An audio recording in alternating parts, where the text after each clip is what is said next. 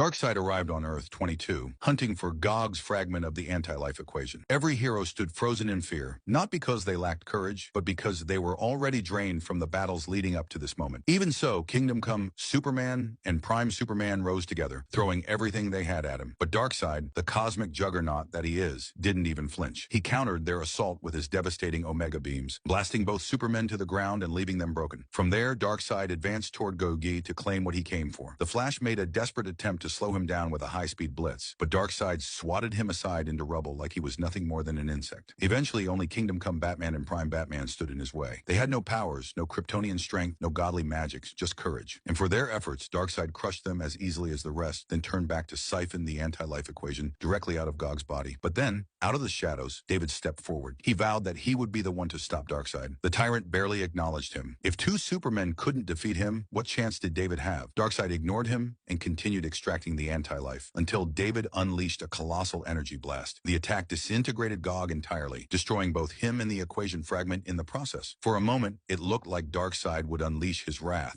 tearing David apart for daring to interfere.